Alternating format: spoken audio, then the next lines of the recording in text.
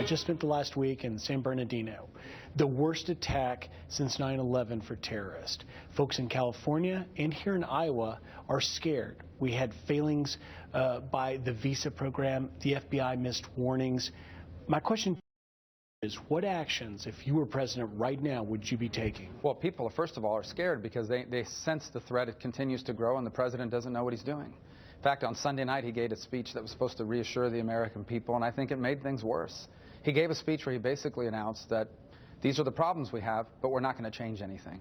What we would be doing is multifaceted. We need to rebuild our intelligence programs. Our intelligence programs today need to be expanded to figure out ways to get access to encrypted devices, such as these attackers used, the dark spaces in the internet where a lot of radicalization is happening.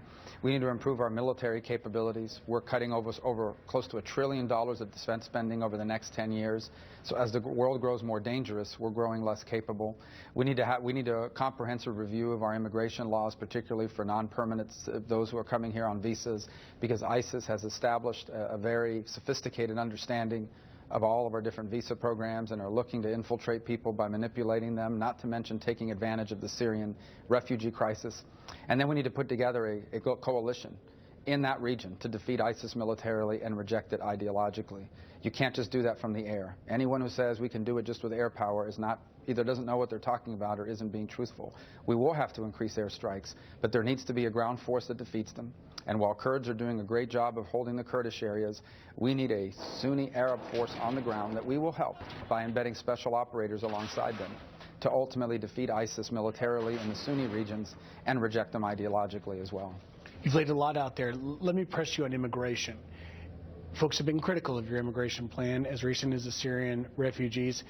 What are you going to do specifically, and is there something with this K-1 fiancé visa to ensure that another Tashfeen Malik doesn't slip into the United States? But understand that when we've dealt with immigration in the past, the focus has been on what do we do with people that are already here illegally. The issue we're focused on now primarily is people trying to enter legally as doctors or students or as fiancés, but also people trying to come in as refugees, including through the southern border. And ISIS and other radical jihadist groups have figured out and have a pretty clear understanding of how to manipulate that program, in addition to the use of visa waivers. So these are new topics. This is the first time in modern history of this country that an enemy has tried to manipulate our legal immigration system, something that I've been working on to reform for a long time, and is trying to manipulate our legal immigration system to insert radicals or those who have been radicalized into the country. And we need to modernize those policies to confront that threat. An overhaul? A total review? Well, in the case of visa waivers, for example, we should be requiring more. You know, the visa waiver program is solely dependent on the host country. So we are relying on them to do the background and the security check. And so adding things like biometric requirements, that they also need to fingerprint the people that are coming here. You know, our visa waiver program security is only as good as the program the host country has in place. That needs to be re-examined, especially for certain key countries that we've extended that to.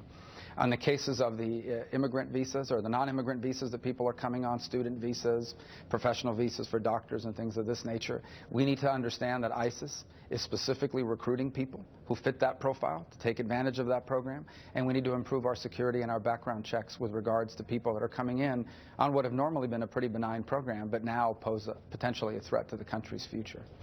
FBI Director Comey said this week that our ability to monitor has been impaired in a recent hearing. Are there things that you believe the FBI needs to be enhanced for us to identify the next radicalized threat in America? Well, first we need to reverse the terrible decision that was made earlier this year to take down the metadata program, where we now are relying on private companies to hold data, but there's no requirement on them to keep it for any period of time. So some of these companies may barely keep records, fight through their general counsel to get access to them, and it doesn't allow us to paint a full picture of what these people are doing and who they might be coordinating with. Beyond that, we need to begin to address the issue of encryption. There's no easy answer to that, because encryption is put in place now as a matter of course for most Americans, and depending on the device you use, as a way of protecting your identity and your private information. But we also know that terrorists are using encryption in a way that even now, in the aftermath of San Bernardino, the law enforcement agencies in charge of the investigation are having trouble painting a full picture, because a lot of the things that these terrorists use were encrypted.